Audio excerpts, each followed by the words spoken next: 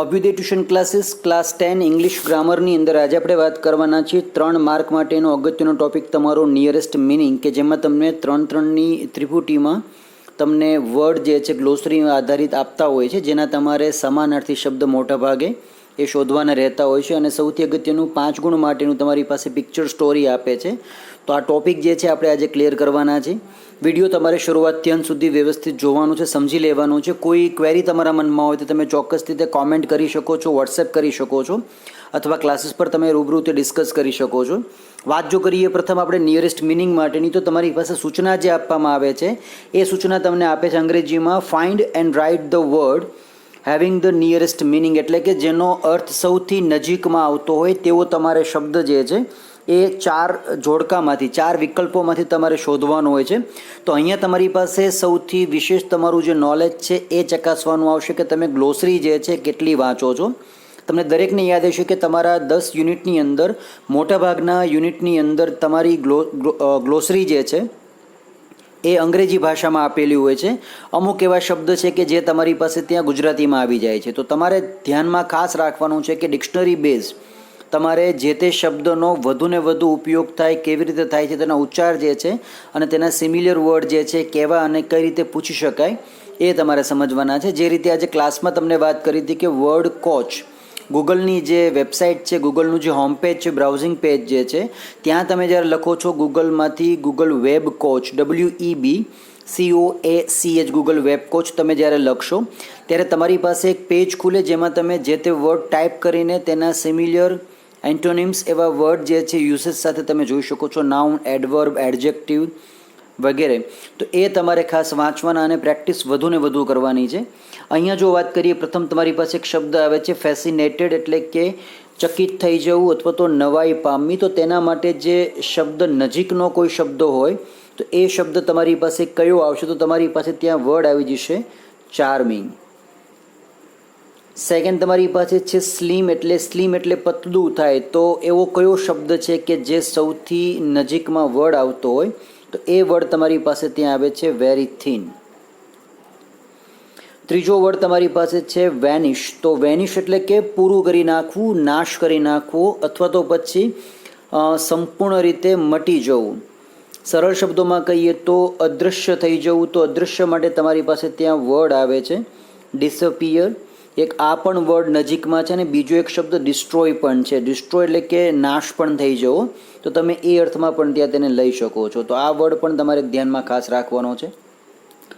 Second તમારી પાસે જે વર્ડ છે એ છે થ્રેટ. થ્રેટ એટલે ધમકી આપી. તો તેના માટે તમારી પાસે વર્ડ આવી જશે વોર્નિંગ.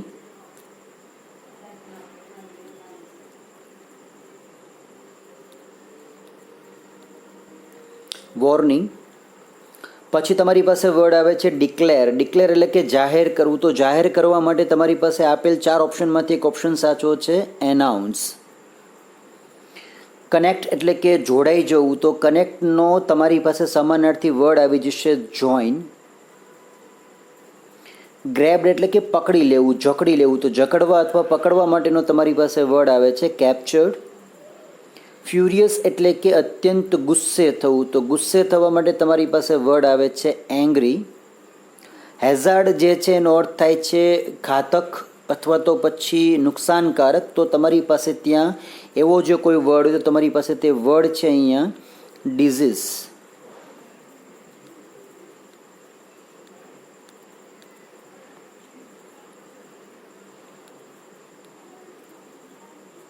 પ્રથમ ફ્યુરિયસમાં એંગ્રી છે અને અહીંયા તમારી પાસે વર્ડ આવી જશે ડિઝીઝ, કે જેમાં રોગ થાય. તો હેઝાર્ડ જે છે એ પણ એક પ્રકારનું રોગીલું, તો નાશક, ઘાતક જેને કહી શકાય તેવું કેમિકલ. અથવા તો તમારી પાસે તમે અંગ્રેજીમાં જ્યારે કોઈ એવા શબ્દ જુઓ કે જેમાં કોઈ કેમિકલનું નામ આવે તો તે પોતે હેઝાર્ડિયસ હોય છે. લિઝાર્ડ એ જે છે ગરોળી માટે છે, અહીંયા હેઝાર્ડ છે, ખાસ યાદ રાખશો. અને અંતિમ તમારી પાસે એક વર્ડ આવે છે સિચ્યુએશન, એટલે કે કન્ડિશન છે, સ્થિતિ છે. તમારી પાસે વર્ડ જે છે અહીંયા આવી જશે કન્ડિશન. એ અહીંયા જોઈ શકો છો કન્ડિશન. તો હવે આમાં કરવાનું છે તમારે શું, કે તમારી પાસે જ્યારે આ પ્રકારના વર્ડ આવે ત્યારે તમારે સૌથી વિશેષ જે છે એ ધ્યાન ખાસ રાખવાનું છે કે વર્ડની અંદર તમારે સૌથી જે નજીકના અર્થ ધરાવતા શબ્દો છે તેને ઓળખવાનો પ્રયત્ન કરવાનો છે. ગુજરાતી નો ડાઉટ કે તમને ક્લાસમાં કોઈ ટીચર જે છે એ સજેશન નથી આપવાનું પરીક્ષા વખતે, તમારે તે જાતે જ આ બધું કરવું પડશે. કારણ કે મોટાભાગના દર 3માંથી બની શકે કદાચ કે એક રૂપ જે છે એ તમને આઉટ ઓફ કન્ટેન્ટ આપે, પુસ્તકની બહારનું ક્યાંય પણ આપી દે. હશે તમારા પુસ્તકની અંદર જ તે ગ્લોસરીમાં હશે તો કોઈ બીજા કોઈ યુનિટમાં આવતું હશે, અથવા એવા કોઈ ભાગમાં પોર્શનમાં કે જે તમે નજરઅંદાજ કરી દીધો છે, તમે જોયો નથી. તો તમારે તે ખાસ સમજી લેવાનું છે. યુનિટ તમારું જ્યારે પૂરું થાય એની પછી ગ્લોસરી તમારી જે આવે છે તે ગ્લોસરીને તમારે ધ્યાનથી વાંચવાની છે, સમજવાની છે. ડિક્શનરીમાં તમને જે શબ્દ ડિફિકલ્ટ લાગે એ તમે શબ્દને ફાઇન્ડ આઉટ કરો અને તેના જરૂરી બીજા જે સમાનાર્થી શબ્દો છે તેને પણ તમે યાદ રાખવાનો પ્રયત્ન કરો, જે તમને આગળ ઉપર અનેક પ્રકારની જે નિબંધની પ્રોસેસ છે, અથવા તો રિપોર્ટ રાઇટિંગ છે કે ઈમેલ છે અથવા પિક્ચર સ્ટોરી છે, જેમાં તમને આ કામ લાગશે. સૌથી મહત્ત્વનું કે ગુજરાતી તમારે અહીંયા મનોમન દરેકના કરવાના છે અને ટ્રાય કરવાની છે કે તમારો જવાબ જે છે એ સાચો પડે. વિભાગ બી જે તમારી પાસે ગ્રામરનો છે તેની અંદર આ પ્રકારનું 3 ગુણનું પૂછતા હોય છે, તો તમારી પાસે 15 માર્કમાંથી આઈ હોપ કે તમે તેમાંથી 14 માર્ક જે છે આરામથી લાવી શકો. એના માટે તમારે સૌથી વિશેષ તમારે બને ત્યાં સુધી practice and lots of practice તમારે જાળવી રાખવાની છે. અહીંયા તમને એ પ્રકારના શબ્દો આપેલા છે. તમે દરેક શબ્દ જે છે તમારી જાતે શોધવાનો પ્રયત્ન કરશો. ગૂગલ અથવા તો ડિક્શનરી અથવા તમારી પાસે બીજું કોઈ મોડ્યુલ હોય તમે તેનો પણ આમાં ઉપયોગ કરી શકો છો. જાતે શોધવાનો પ્રયત્ન કરશું. ગુજરાતી તમારે જ્યાં તકલીફ પડે ત્યાં તમે ચોક્કસથી મારી મદદ લઈ શકો છો. દરેક વર્ડ તમે ગૂગલમાં પણ ફાઇન્ડ આઉટ કરી શકશો. તમારી પુસ્તિકા જે છે, પુસ્તિકામાં ડિક્શનરી જે છે તો ડિક્શનરીના બેઝ ઉપર તમને ગ્લોસરી આપેલી છે, તો ગ્લોસરીમાં પણ તમને શબ્દો આપેલા છે. ધોરણ 9માંનું જે અંગ્રેજીનું પુસ્તક તમારી પાસે તો તેમાં પણ તમને આ પ્રકારના શબ્દો આપેલા છે, તમે જોઈ શકો છો. અહીંયા તમારી પાસે 21થી ટોટલ 31 સુધીના જે પૂછી શકાય તેવા અગત્યના કોઈ જે વર્ડ્સ છે નિયરેસ્ટ મિનિંગ માટેના એ તમે લઈ શકો છો. જે વિદ્યાર્થીઓને વધુ પ્રેક્ટિસ કરવી હોય તો તેની PDF ફાઇલ જે છે 501થી વધારે એવા નિયરેસ્ટ મિનિંગના એન્ટોનિમ્સ અને સિનોનિમ્સ છે, તો એ પણ તમને હું પ્રોવાઈડ કરી શકું છું.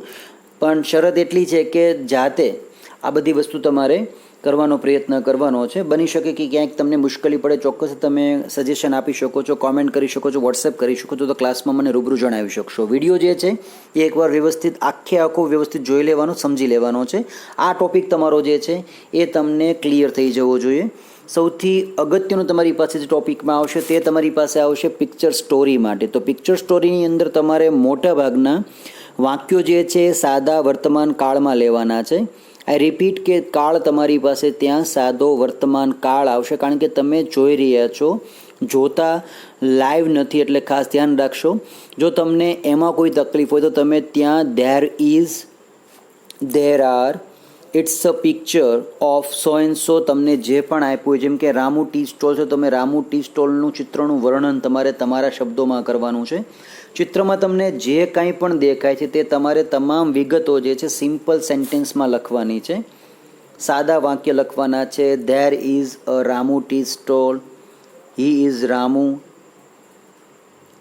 There is a person drinking T, there is a person drinking tea on the bench, there is a car, there is a auto rickshaw, there are some buildings behind the Ramu tea stall, there are cookies in the jar, there is a kettle on the stand, there is a stove on the stand, a person is sitting on the ground. તો આ રીતના તમારી પાસે sentences જે છે તમે ત્યાં mention કરી શકો છો. ધ્યાન ખાસ રાખવાનું કે તમારે ગ્રામટિકલ મિસ્ટેક ન થાય, સ્ટ્રક્ચર તમારું જે છે ગ્રામટિકલ એ જળવાઈ રહે એવો પ્રયત્ન કરશો. અને સૌથી વિશેષ કે તમારે જેમાં જે શબ્દો દેવાના છે તે દરેકના નામ તમને મોટા ભાગે આવડવા જોઈએ. આ પ્રકારના પિક્ચર્સ જે છે તમે જોઈ શકો છો. અહીંયા તમને આ પ્રકારના પિક્ચર્સ છે તે ગૂગલમાં તમે સર્ચ કરશો, story pictures for class 10, class 9, class 11, class 12, તો તમને પ્રકારના કેટલાય તે પિન્ટરેસ્ટ જે છે એના આધારિત કે પછી ઇમેજમાં તમને આ પ્રકારની ઇમેજો બધી મળી રહેશે. ચિત્રનું વર્ણન તમારે તમારા શબ્દોમાં કરવાનું છે. મોટાભાગે આ બધા ચિત્રો એવા આવશે કે જે ધોરણ સ્ટાન્ડર્ડ 5, 4, 3, 2માં આવતા હોય. ટેક્સ્ટ બુકનું જે ફ્રન્ટ કવર છે તેમાં આવતા હશે, અને ઘણા ચિત્રો તમારા પાઠ્યપુસ્તકની અંદરના જ આવશે. તો તમારે ચિત્ર જોવાના છે અને સમજી લેવાના છે કે ચિત્રમાં તમને શું શું કહેવામાં આવ્યું છે. દરેકનું વર્ણન તમારે તમારા સરળ શબ્દોમાં કરવાનું છે.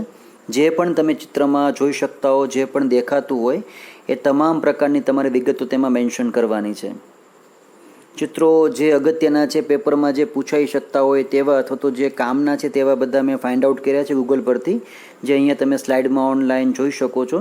તો એ પણ તમારે જોવાનો અને સમજવાનો પ્રયત્ન કરવાનો છે. ગુજરાતીમાં તમારે ચિત્રનું વર્ણન કરવાનું અને સાદા શબ્દોમાં તમારે પછી અંગ્રેજી કરીને તેમાં તેને મૂકી દેવાના છે. 5 માર્ક માટે છે. તમારી પાસે ઓછામાં ઓછા 10થી 12 વાક્ય જે છે એ બને તેવો તમારે મેક્સિમમ પ્રયત્ન કરવાનો છે. મોટાભાગના ચિત્રો તમારે ક્યાંક ને ક્યાંક પુસ્તકમાં અથવા તો તમે ક્યાંક છાપામાં કે ક્યાંય પણ જોયા હોય તેમાં આવી જાય. ગૂગલમાં તમે આ ચિત્રો બધા જે છે ફાઇન્ડ આઉટ કરી શકો છો. જે રીતે મેં ફાઇન્ડ આઉટ કર્યા છે તે રીતે તમે પણ તેમાં જોઈ શકો છો. જે પણ દેખાતું હોય તે બધું જ તમારે વર્ણન તમારે તમારા શબ્દોમાં કરવાનું છે. આ બગીચાનું દ્રશ્ય છે, તમે તેને વર્ણવી શકો છો. છોકરાઓ શું કરે છે, આ પણ એક પાર્કનું દ્રશ્ય છે. ચિત્રમાં દેખાતી તમામ ક્રિયા તમારે તમારા વર્ડ્સમાં વર્ણવવાની છે. અહીંયા પણ તમારી પાસે એક વેબસાઇટનું એડ્રેસ તમને આપ્યું છે, kids.pages.com. તો ત્યાંથી પણ તમે આ પ્રકારના ચિત્રો જે છે લઈ શકો છો. ઇનશોર્ટ તમને આ જે પોર્શન છે પિક્ચર સ્ટોરી એ તમને પાઠ્યપુસ્તકમાંથી અથવા તો આઉટ ઓફ કન્ટેન્ટ કોઈ પણ સ્ટાન્ડર્ડમાંથી પૂછે તો તમને તે ફાવવી જોઈએ, આવડવી જોઈએ. આમાં તમારું જે ગ્રામટિકલ સ્ટ્રક્ચર છે, બેઝિક સ્કિલ એ તેમાં ચકાસણી થતી હોય છે. સ્પેલિંગ તમારા તમને કેટલા આવડે છે તે તમારે ચકાસવાનું રહેતું હોય છે. તો એ તમારે વ્યવસ્થિત જોવાના છે અને લખવાના છે. દરેક પિક્ચર્સ જે છે તેમાં કંઈક સ્ટોરી હોય છે. તો આ તમારે સમજી લેવાની છે કે શું સ્ટોરી તમને કીધી છે. વિડીયો જે છે એકવાર વ્યવસ્થિત આખો રિફર કરી લઈશું. ક્યાંય કોઈ તકલીફ જણાય તમે ચોક્કસથી વોટ્સએપ કોમેન્ટ કે પછી ક્લાસીસ પર રૂબરૂ જણાવી દેશો. અને પિક્ચર સ્ટોરી કોઈ પણ તમને આપે, લખાણ જે છે તમારે લખાણ લખવામાં ખાસ ધ્યાન રાખવાનું છે. સ્પેલિંગ આપણે એવા સાદા સાદા યુઝ કરશું કે જે તમને આવડતા હોય. કોઈ ડિફિકલ્ટ વર્ડ તમને જ્યારે મનમાં આવે તો તમે તેનો સિનોનિમ, સમાનાર્થી શબ્દ નજીકમાં કયો લઈ શકાય એ તમારે વિચારવાનું છે. અને આની અંદર વધુને વધુ તમારે પ્રેક્ટિસ કરવાની, જેથી કરીને તમને લખાણમાં જે છે એ માસ્ટરી આવી જાય.